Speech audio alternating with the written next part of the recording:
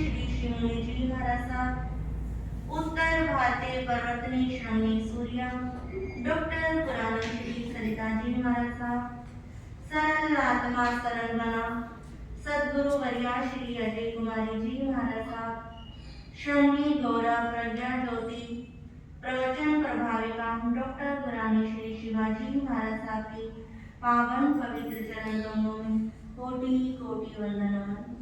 घोर तपस्वनी तप कोमोदी डॉक्टर पुरानी श्री शुभा पिंकी जी महाराज साहब को मेरा बार बार वंदन नमन। आज की प्रातःकालीन प्रवचन सभा शांतिमय जैन मंदिर में आप सबका हार्दिक स्वागत है, हार्दिक अभिनंदन है। आचार्य सूत्र के अंदर एक सूत्र आता है, जे एकम जाने ते सबम जाने, जे सबम जाने ते एकम जाने, कि जो एक को जानता है वो सबको जानता है, और जो सबको जानता है वो एक को जानता है। फिर प्रश्न किया गया कि वो एक चीज क्या है, वो एक कौन सा ऐसा पदार्थ है जिसको जानना परम आवश्यक है, जिसको जब तक साधक जानता नहीं है तब तक संसार के अंदर परिभ्रमण होता रहता है। तो प्रभु ने कहा कि एक पदार्थ है हमारी आत्मा, जो आत्मा को जान लेता है, जिसको आत्मा के अस्तित्व के ऊपर विश्वास हो जाता है, वो उस व्यक्ति को किसी और पदार्थ को, किसी और द्रव्य को जानने की आवश्यकता नहीं रहती, क्योंकि कहा गया है कि जो आत्मा को जानता है, जिसके अंदर इस बात का विश्वास हो जाता है कि आत्मा थी, आत्मा है और आत्मा हमेशा रहेगी, उस व्यक्ति ने मान लो सारा विश्व, सारे विश्व का ज्ञान अपनी आत्मा के अंदर समाहित कर दिया। आचार्य सूत्र के अंदर कहा गया है कि जिसका आत्मा से परिचय हो गया, उस व्यक्ति ने दुनिया के सारे ग्रंथों का सार अपने जीवन में अपना लिया। उसे किसी आगम को पढ़ने की आवश्यकता नहीं होगी, उसको किसी वेदों को पढ़ने की, किसी ग्रंथों को पढ़ने की आवश्यकता नहीं होगी, उसको आत्म अनुभूति करने के लिए इधर उधर जाने की आवश्यकता नहीं होगी। बस आवश्यकता है जीवन के अंदर एक आत्म रूपी तत्व की ऊपर श्रद्धा होने की, विश्वास होने की और उस आत्म रूपी तत्व को जानने की। तो प्रभु से प्रश्न किया गया कि इस आत्म रूपी तत्व को जाने हम कैसे, हम कैसे माने कि आत्मा थी, आत्मा है और आत्मा हमेशा रहेगी। बहुत व्यक्ति ऐसे हैं जिसको इस आत्मा तत्व के ऊपर विश्वास ही नहीं होता। राय प्रशस्त्रीय सूत्र के अंदर आप सबने बहुत बार सुना होगा, बहुत बार पढ़ा भी होगा कि राजा परदेशी, जिसको आत्मा के अस्तित्व के ऊपर क्या नहीं था, विश्वास नहीं था, वो क्या कहता था कि यदि आत्मा जैसी कोई वस्तु है तो मेरे को मेरे सामने दिखाओ, मुझको मेरी मुट्ठी में क्या करना है, उसको पकड़ना है। जिस दिन मैं उस आत्म रूपी तत्व को अपने सामने देख लूंगा, उस दिन मुझे क्या हो जाएगा, विश्वास हो जाएगा। परंतु आत्मा तो क्या है, अरूपी है, वो आत्मा तो क्या नहीं देती, दिखाई नहीं देती।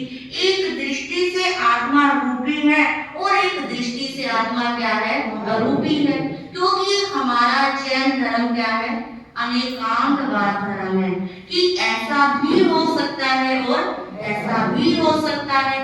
एक तत्व को लेकर नहीं चलता कि ऐसा ही है। जैसे कि एक चींटी है, चींटी के अंदर भी क्या है, आत्मा है। एक चींटी के अंदर छोटी सी क्या है, आत्मा है। और एक हाथी है, हाथी के अंदर क्या है, बहुत बड़ी आत्मा है। अब हम सब यहाँ पर मनुष्य हैं तो हमारे अंदर भी क्या है, आत्मा है। अब कोई हाइट में छोटा है तो उसके शरीर में क्या है, छोटी आत्मा है। कोई हाइट में लंबा है तो वो आत्मा के पर्दे पूरे शरीर में क्या हुए हुए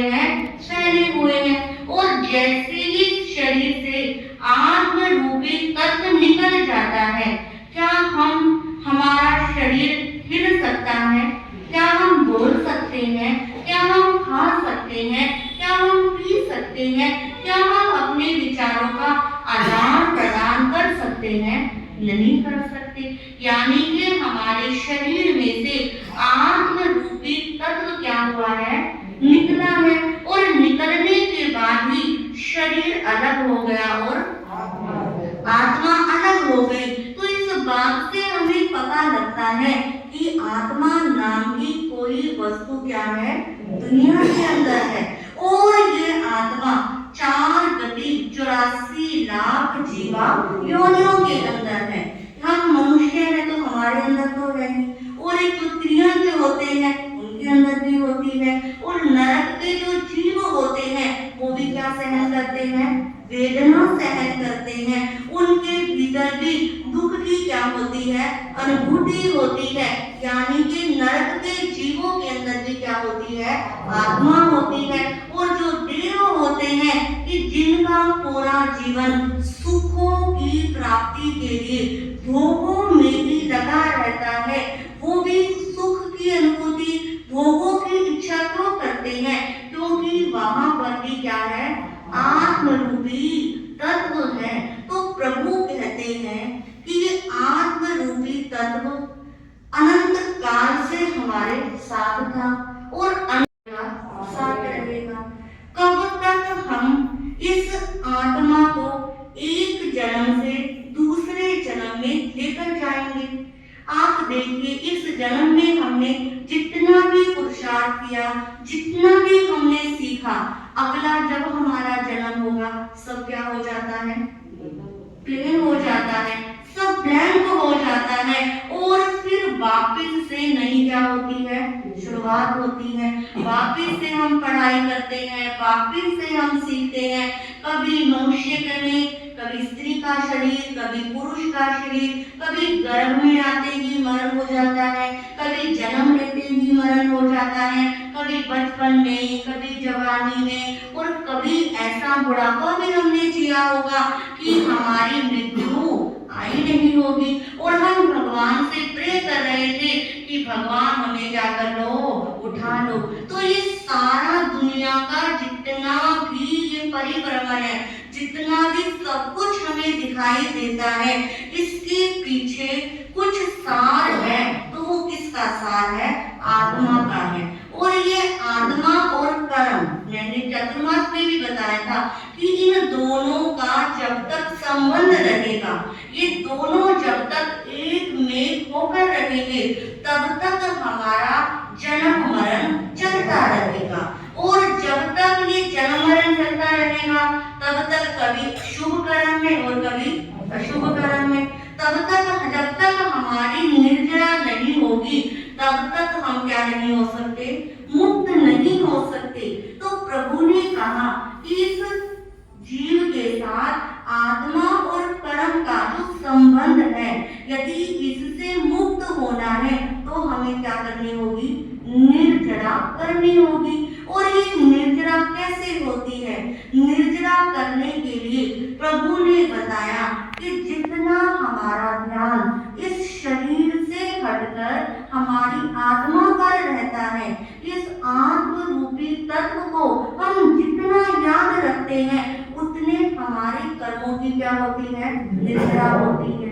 एक 24 घंटे के अंदर कितनी बार हमें शरीर का ध्यान रहता है और कितनी बार आत्मा का रहता है?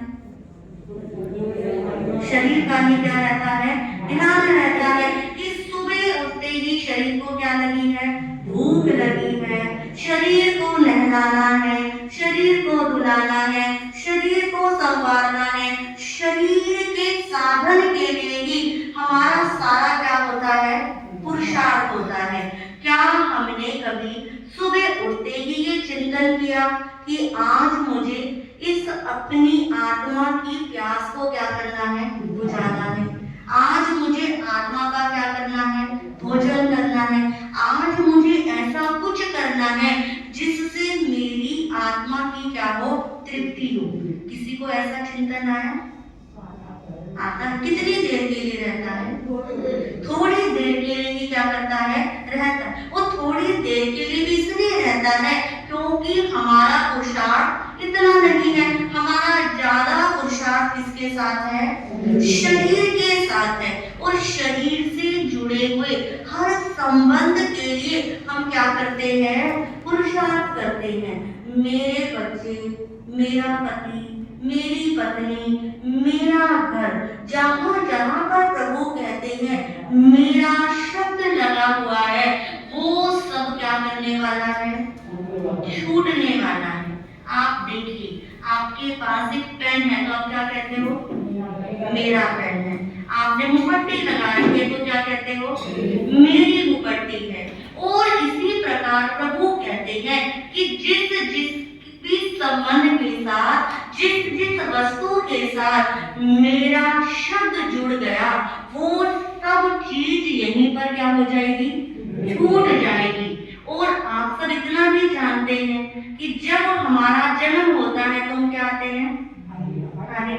और जब मृत्यु होती है तब भी क्या जाते हैं? क्या हमारी कोई फेवरेट चीज जिसे हम दिल से चाहते हैं वो क्या हमारे साथ जाती है?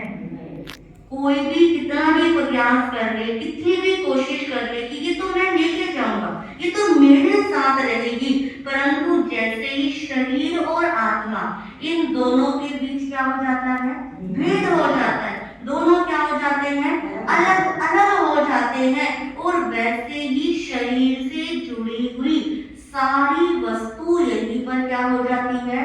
छूट जाती है। तो प्रभु कहते हैं कि जब तक इससे अच्छा हो कि भगवान से या आयुष कर्म के आने से वो वस्तु हमसे छूटे, तो हम ये पुरुषार्थ करें, ये प्रयास करें कि अपनी आंखों से ही, अपने शरीर में रहते हुए ही जिन जिन वस्तुओं के साथ, व्यक्तियों के साथ, रिश्तों के साथ हमारा मेरापन है, उस मेरेपन को धीरे धीरे हम क्या कर दे? कम कर दे। यदि हम जीते जी मेरेपन को कम कर देंगे तो हम निर्जरा के मार्ग में क्या हो जाएंगे? आगे हो जाएंगे। क्योंकि जब तक निर्जरा नहीं करेंगे तो ये आत्मा क्या होती रहेगी?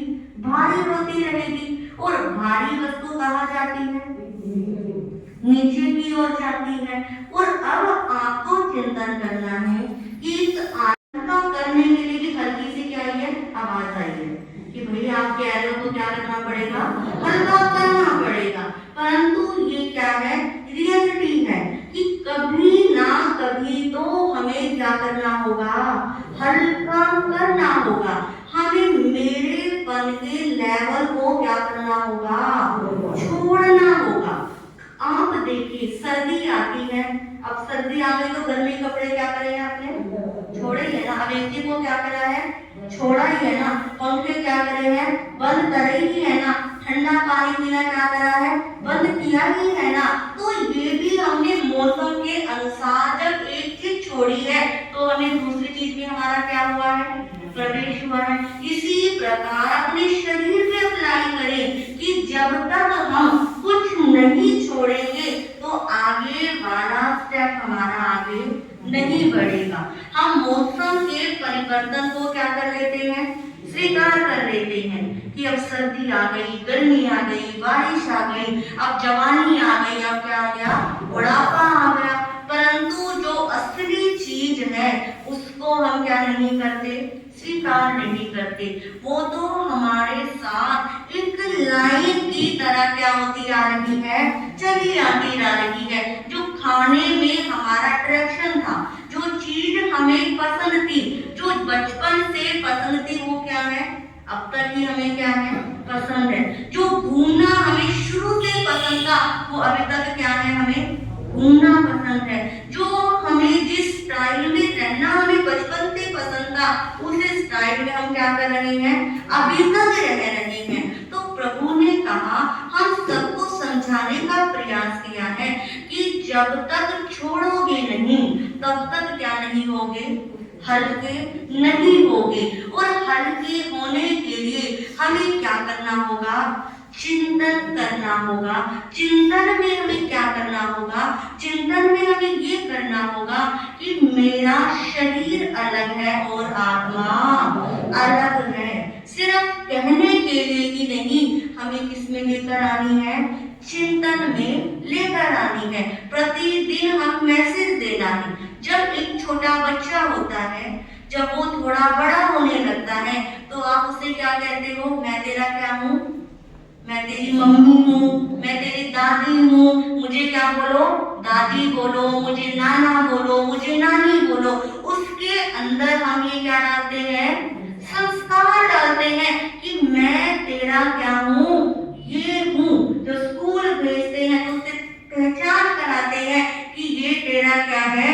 स्कूल है। यहाँ पर क्या करना होता है? पढ़ना होता है। आप कोई मेल रखते हैं बच्चे के लिए, उससे भी उसका क्या कराते हैं? परिचय कराते हैं। परंतु क्या हमने अपने आप से अपना परिचय किया है? नहीं किया अभी तक। सिर्फ हमारा परिचय किससे जुड़ा हुआ है? हमारे शरीर से जुड़ा हुआ है। जरा सा नाम कोई ऊपर नीचे हो जाए, नाम के साथ कोई श्री लगाना भूल जाए, रात में आपकी कांट ऊपर नीचे हो जाए, तो एकदम से क्या आता है कि आपने क्या बोल दिया? मेरा नाम पीछे क्यों बोला? एक बेटे का नाम पहले बोल दिया जाए और पिता का नाम क्या बोले? बाद में बोले, तो क्या हो जाएगा? इनबैलेंस हो जाते हैं कि कैसे हो गया। बहू को आगे बिठा दिया जाए और सास को क्या कर दे? पीछे बिठा दे, तो सास के अंदर क्या हो जाएगा? एक गुदगुदी मचेगी कि क्या हो गया, मैं तो इससे क्या हूँ? बड़ी हूँ। परंतु प्रभु कहते हैं ये हमारी आत्मा में भी तो कितनी बेचारी क्या करती है? सहन करती है। जब हमारा जन्म होता है, हम गर्भ में आते हैं, शास्त्र कहता है हर जीव ये संकल्प करता है कि मैं दोबारा गर्भ की कोठरी में नहीं आऊंगा। और जैसे ही बाहर आते हैं, संसार की चकाचौंध में आते हैं, संसार बढ़ने लगता है, फिर क्या कहते हैं? ये वाला रिश्ता भगवान मुझे 7 जन्म तक भी हमारा क्या ना हो, छूटे ना। ऐसे मुझे बच्चे मिले। कोई पत्नी अपने पति से खुश होगी तो क्या कहती है? हर जन्म में ऐसा क्या मिले? पति मिले। और कोई पति अपने पत्नी से खुश होगा तो क्या कहता है? ऐसी पत्नी मुझे क्या मिले? हर जन्म में मिले। तो ये कितना बड़ा क्या है? मिथ्यात्व है कि हमने संकल्प क्या किया था और हमारा स्टाइल या हमारी विचारधारा किस तरफ चली गई। ये सब क्या है? ये हमारे जो कर्म आ रहे हैं, उन कर्मों को हमने अपने अंदर संजोकर रखा है, जो आत्मा में देते रहते हैं ये मेरा क्या है? अपना है, ये मुझे सुख देने वाला है, इसे मुझे मिलकर बड़ा अच्छा लगता है। और धीरे धीरे करके प्रभु कहते हैं ये क्या होता रहता है? संबंध आगे बढ़ता रहता है। और इस संबंध बढ़ने की शुरुआत कहाँ से होती है? सबसे पहले हमारा अट्रैक्शन होता है हमारी आंखों से। किससे? आंखों से। आंख कौन सी इंद्रिय है? चक्षु इंद्रिय से। कोई देखते ही आपको क्या लग जाए? अच्छा लग जाए, तो आपको लगता है कि ये तो क्या है? मेरे मतलब का है। दूसरा अट्रैक्शन होता है उसकी वाणी से, यानी कि हम वाणी कहाँ से सुनते हैं? कान से सुनते हैं। कान कौन सी इंद्रिय है? श्रोत इंद्रिय के माध्यम से। अरे इसकी आवाज तो क्या है? बड़ी अच्छी है, ये तो बड़ा मीठा बोलती है। और हमें हमारा अट्रैक्शन क्या हो जाता है? वहीं से होना शुरू हो जाता है। और तीसरा अट्रैक्शन रहता है हमारी जुबान से।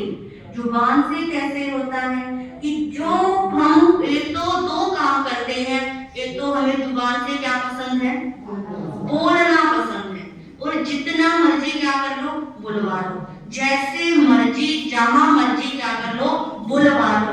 हम मुझको तो कई बार हैरानी भी आती है, सोचती हूँ कि लोगों के अंदर एकदम से इतना बोलने की कहां से शक्ति आती है। कोई बात चल रही, कोई तो ऐसे सुंदर मुहावरे पेश करते हैं, ऐसे सुंदर अलंकार से युक्त क्या निकाल देते हैं? शब्द निकाल देते हैं। क्योंकि इस जुबान का कार्य क्या है? बोलना है। और हम बिना सोचे समझे क्या करते हैं? बोलते हैं। और बोलने के माध्यम से भी सबसे ज्यादा कर्मों का क्या होता है? बंद होता है कि जहां जरूरत भी नहीं होती फिर भी हमें क्या करना है, बोलना। हर बात के लिए हमें क्या देना है, रिएक्शन देना है। जब तक हम नहीं बोलते तब तक शांति नहीं मिलती, कि कुछ अधूरा अधूरा सा रह गया। जैसे कि आज के मीडिया के युग में ऑप्शन आता है कि आप अपना क्या करो, कमेंट पास करो, उसी प्रकार हमारी लाइफ के अंदर है कि हमें हर काम में क्या करनी होती है, प्रतिक्रिया करनी होती है, अपना कमेंट देना होता है, चाहे वो अच्छा हो या बुरा हो। जो आपका प्रिय है उसको क्या देते हो, अच्छा कमेंट। और जो आपका क्या है, प्रिय नहीं है, यदि लिखने में फिर भी कमी वो कर दे परंतु बोलते हो उसको क्या देंगे, जरूर देंगे। और यहीं पर क्या हो गया, कर्मों का बंधन हो गया। और दूसरा प्रभु कहते हैं रसन इंद्रिय का सबसे बड़ा गुण कि हम क्या पसंद करते हैं, खाना पसंद करते हैं। और अब तक हम कितना खाना खा चुके हैं, कितना पानी पी चुके हैं, कोई क्या नहीं है, गिनती है ही नहीं। और एक दिन में भी हम कितनी चीजें खा लेते हैं, इसकी जो ज्ञानवान होगा, जिसकी विवेक की प्रज्ञा होगी, वो तो अपने द्रव्यों की क्या रखता है, मर्यादा रखता है। नहीं तो मैं आपसे पूछूं कि अभी नाश्ते में क्या खा के आए हो, तो शायद वो भी आपको दिमाग में जोर लगाना पड़ेगा कि आज हमने क्या खाया था। और प्रभु कहते हैं जब खाना हमारे सामने आता है उस समय भी हम रिएक्शन करके कर्म का क्या कर लेते हैं, बंधन कर देते हैं कि खाने में नमक कम है, खाना सिका ज्यादा है, कच्चा ज्यादा है, ये ऐसे है, वो ऐसे है। और हम भूल जाते हैं कि ये हम खाना किसके लिए खा रहे हैं, शरीर के लिए खा रहे हैं। क्या हमारी आत्मा ने आज तक खाना खाया है? क्या आप कैसा कोई है जिसने कहा हो कि मैंने आज आत्मा को पानी पिलाया है? नहीं पिलाया है। सिर्फ इस शरीर के लिए ही हम अनंत कर्मों का क्या कर लेते हैं, बंधन कर लेते हैं। तो हमें चिंतन करना है जितने मैंने कर्मों का बंधन किया है, क्या ये शरीर मेरा साथ देगा, क्या ये परिवार मेरा साथ देगा? सबसे पहले तो ये शरीर क्या छोड़ता है, साथ छोड़ता है। से प्राण निकलते हैं तो हमारे पैरों से आत्म प्रदेश इकट्ठे होने क्या हो जाते हैं, शुरू हो जाते हैं। और जहां से प्राण निकलने होते हैं वहां सारे आत्मा के प्रदेश इकट्ठे होकर और एकदम से स्पीड से क्या हो जाते हैं, निकल जाते हैं। तो क्या कहते हैं, इसके प्राण बालों से निकले हैं, किसी के आंखों से निकलते हैं, किसी के मुंह से निकलते हैं। तो ये क्या है कि जो जीव ने जैसा कर्म किया है उसके अकॉर्डिंग उसके क्या निकलते हैं, प्राण निकलते हैं। तो सबसे पहले ये शरीर क्या छोड़ता है, साथ छोड़ता है। और आप कई बार देखते हैं कि किसी की डेथ हुए 2-3 घंटे हो जाते हैं, या रात को किसी की डेथ हुई है तो सुबह परिवार वाले देखते हैं कि ये तो क्या है ही नहीं। तो सबसे पहले शरीर ने क्या छोड़ा, साथ छोड़ा। दूसरे नंबर पे जिससे उसका संबंध है वो सब क्या छोड़ते हैं, साथ छोड़ते हैं। और जितना भी उसका सामान था जब उसको ले जाते हैं तो वो सारा सामान क्या रह जाता है, यही का यही रह जाता है। और हमने तो अपने शरीर के लिए, अपनों के लिए और अपने समाज के लिए कितने कर्मों का क्या किया है, बंद किया है। और जब हम गए तो हमारी आत्मा इन 3 के कारण कितनी क्या हो गई, भारी हो गई। अब जब अगला जन्म होगा फिर वापिस से इस आत्मा को क्या करना पड़ेगा, भुगतान करना होगा। तो प्रभु कहते हैं, हमारे सूत्र, हमारे आगम कहते हैं कि हम थोड़ा सा चिंतन इस अपनी बेचारी आत्मा के ऊपर भी कर ले। किस बेचारी आत्मा का कोई क्या नहीं है, कसूर नहीं है। और इस बेचारी बेकसूर आत्मा को हमें क्या करना पड़ता है, हमारे चक्कर में आकर कर्म का बंधन कर लेती है। और इसको फिर उस कर्म का क्या करना पड़ता है, भुगतान करना पड़ता है। तो थोड़ा सा चिंतन प्रतिदिन लेकर आए कि किसके लिए मैं ये पाप कर्म करता हूँ, कब तक मैं ये पाप कर्म करता रहूंगा, कब मेरे सब पापों का क्या होगा, अंत होगा, कब मेरे शुभ कर्मों की क्या होगी, निद्रा होगी। चाहे कर्म शुभ हो चाहे अशुभ हो, परंतु इस आत्मा का जो स्टोरेज है इसको तो हमें क्या करना होगा, खाली करना होगा। और जब ये आत्मा पाप कर्मों से खाली हो जाएगी तो ये क्या हो जाएगी, हल्की हो जाएगी। और आत्मा का स्वभाव क्या है, ऊर्ध्वगमन करना, यानी कि ऊपर की ओर जाना। और ऊपर की ओर कौन जाता है, जो हल्का होता है। अब आपसे कोई पूछे कि आप कहाँ जाना चाहते हैं, तो सब क्या कहेंगे, हमें क्या मिल जाए, देव गति मिल जाए, देवता बन जाए, देव हमें क्या दे दे, दर्शन दे दे। क्योंकि हमें क्या है, देव गति कहाँ पर कहते हैं, ऊपर कहते हैं। परंतु प्रभु हमारे भगवान कहते हैं वो देव गति भी एक बंधन का ही क्या है, रूप है, कि वहां पर भी कर्मों को क्या करना पड़ेगा, भुगतना पड़ेगा। आप जो समझते हो कि देव बहुत खुश रहते हैं, बेचारे क्या पता हमें वहां पर जाकर देवताओं की क्या करनी पड़े, नौकरी करनी पड़े। वहां पर भी जैसे यहाँ पर इंसान काम करते हैं वैसे देवताओं की भी क्या होती है, कैटेगरी होती है कि वो किसी की सेवा करते हैं, कोई ये काम करता है, कोई वो काम करता है। बस एक देवता के नाम से हम क्या हो जाते हैं, बड़े खुश हो जाते हैं। अरे देवगति, वो देवगति में है, अरे भाई देवगति में वो निम्न जाति का क्या बन सकता है, देव भी बन सकता है, वो बेअंदर देव भी बन सकता है।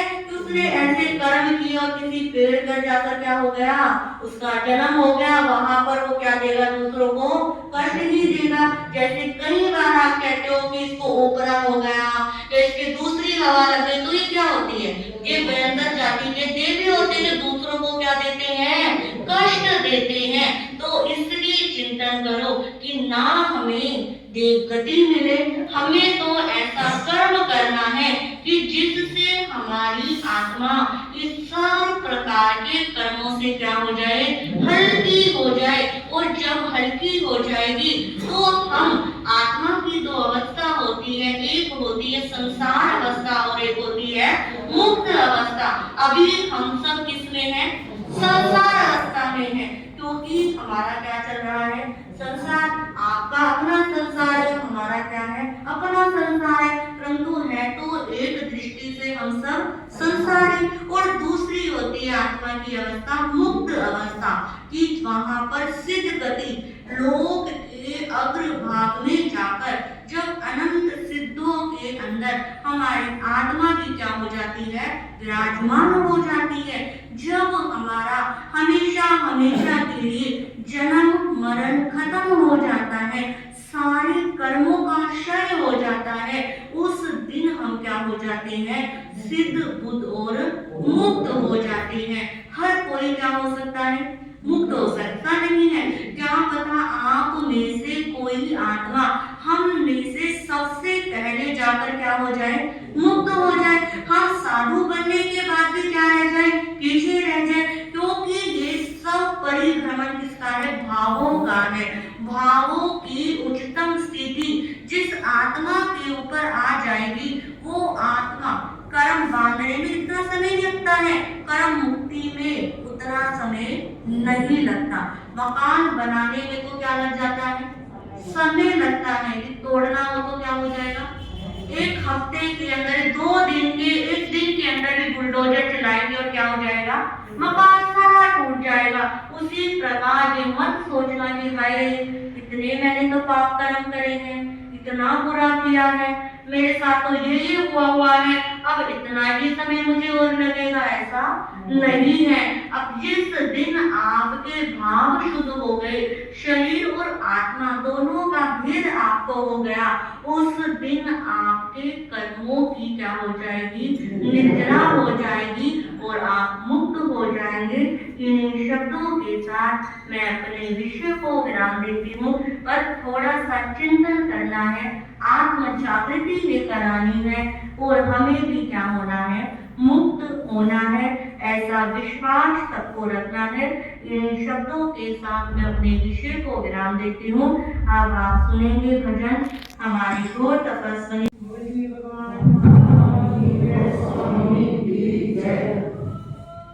अभी बहुत ही अच्छी चर्चा आत्मा के विषय में शैली जी महाराज से आपने सुनी। कैसे हम अपने कर्मों की निर्जरा कर सकते हैं वेद ज्ञान के द्वारा, शरीर अलग आत्मा अलग।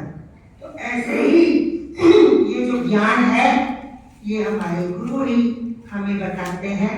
इसीलिए नमो अरिहंतानंद का पद पहले दिया और नमो सिद्धानंद का बाद में, क्योंकि जब सिद्ध हो जाता है आदमी तो बताने का रास्ता तुम्हारे तीर्थंकर देव अरिहंत भगवान गुरुदेव ही है जो हमें रास्ता बताते हैं। तो गुरुओं के विषय में बोल रही हूँ। हमें ज्ञान देकर, हमें ज्ञान देकर, हमें ज्ञान देकर, हमें ज्ञान देकर जीना सिखाते हैं गुरुवर हमारे। प्रेम प्यार देकर, संस्कार देकर, प्रेम प्यार देकर, संस्कार देकर ऊंचा उठाते हैं गुरुवर हमारे। यही काम देनो, यही कल्पतरुवर, चिंतामणि है पारस पत्थर। यही काम देनो, यही कल्पतरुवर, चिंतामणि है पारस पत्थर।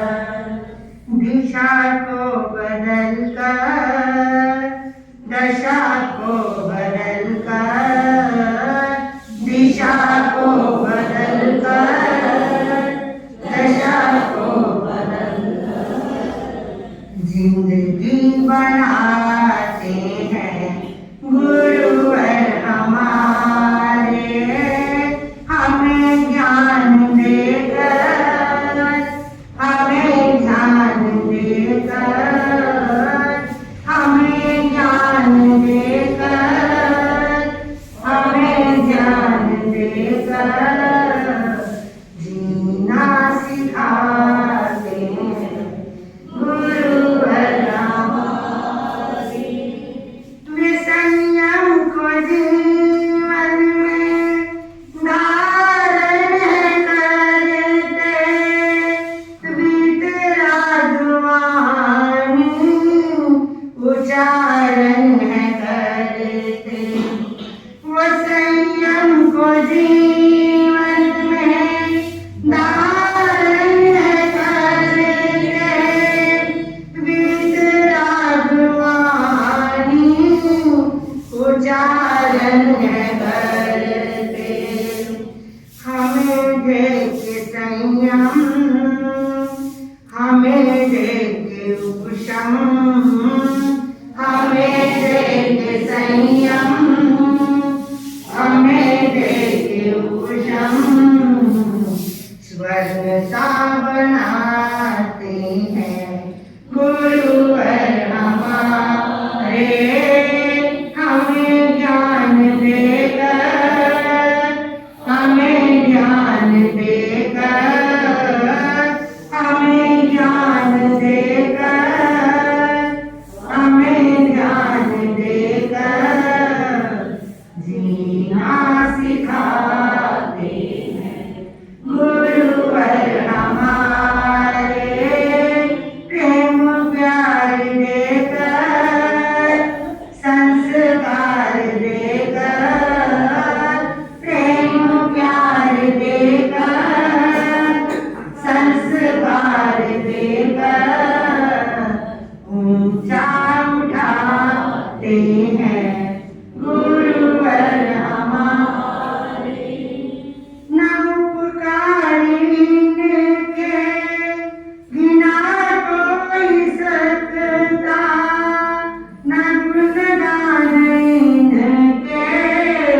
सुना कोई सकता, न उपकार इनके बिना कोई सकता, न गुणगान इनके सुना कोई सकता।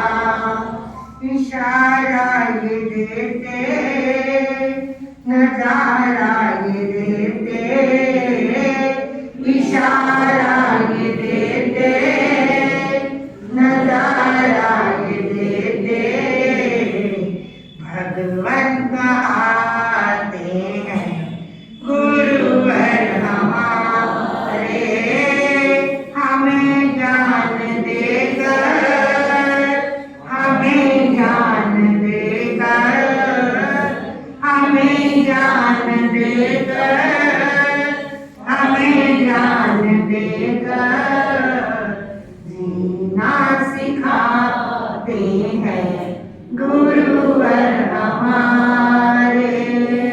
प्रेम प्यार देकर, संस्कार देकर, प्रेम प्यार देकर, संस्कार देकर ऊंचा उठाते हैं गुरुवर हमारे, ऊंचा उठाते हैं गुरुवर हमारे।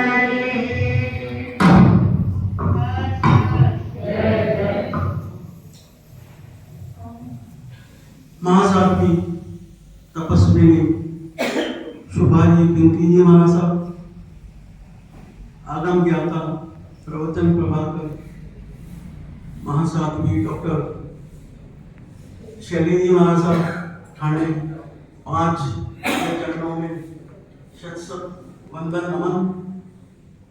आपके शुभ यात्रा और शरीर की शुभ सत्ता पूछते हैं और वंदन नमस्कार करते हैं। सभी को जय जिनेंद्र।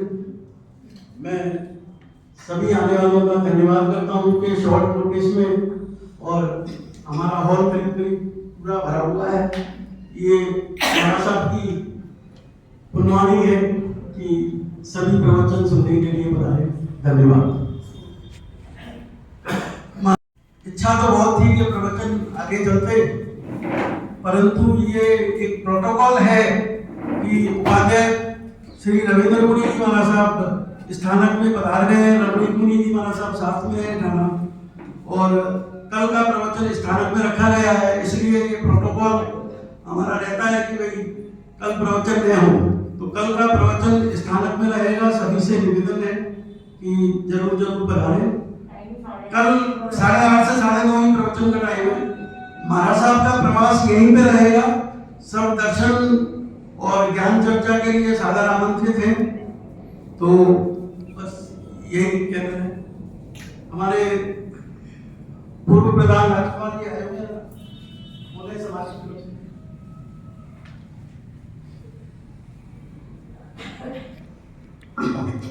सारी के चरणों में सत सत नमन वंदन। हमारा यह सौभाग्य रहता है कि कोई भी संत, कोई भी साधु गुड़गांव समाज में आए, चाहे दिगंबर समाज में, तारक समाज में आए, हमारी भावना रहती है कि यहाँ पे उनको लाए और सबको प्रवचन का और दर्शन का लाभ मिले। आपने हमें कृपा करी, आप पधारे, इसके लिए आपका बहुत बहुत धन्यवाद। और हमारा ये सौभाग्य कि आप हमको स्वीकृति दे रहे हैं, क्योंकि यहाँ रहेंगे तो हमारे लिए सबके लिए लाभकारी है।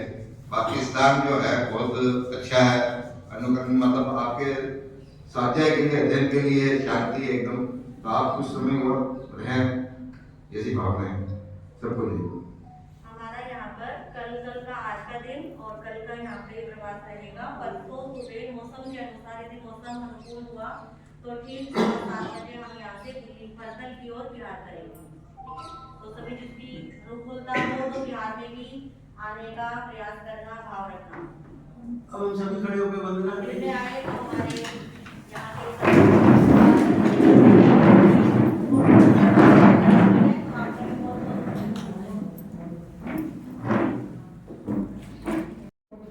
हम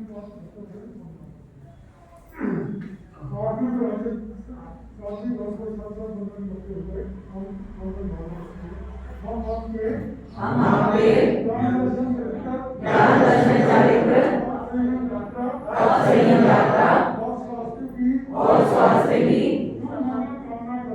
शुभ मंगल कामना करते हैं और तीन बार वंदना नमस्कार करते हैं। वंदामि नमं स्वामी सत्कारेमि सम्मानेमि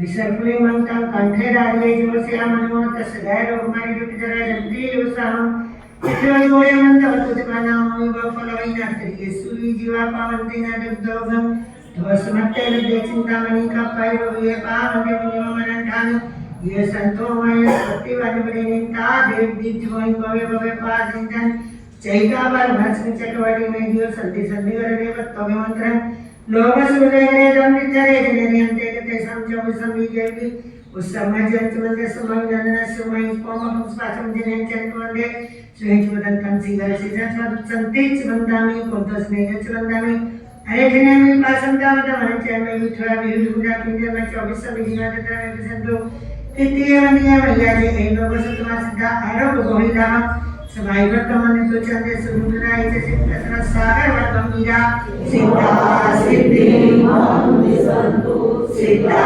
सिद्धि मामुदि संतु सिद्धा सिद्धि मामुदि संतु नमो हरिहंतां नमो सिद्धां नमो हरिहं नमो झैनं नमो लोय सब सामने स्वपंचरम काल सब पापनाश्रम मंगलानि च सर्वे सिंह प्रणामि मंगलम ओम नमो नारायण ओम नमो दंसन ओम नमो त्रित ओम नमो त्वस श्री चित्ताय मंगलम हरिहंता मंगलम सिद्धा मंगलम साहु मंगलम के विजय प्रदान मंगलम चतारी उत्तमा हरिहंता उत्तमा सिद्धा उत्तमा साहु उत्तमा के विजय प्रदान उत्तमा चतारी शरणं पवजामि हरिहंते शरणं पवजामि सिद्धे शरणं पवजामि साहु शरणं पवजामि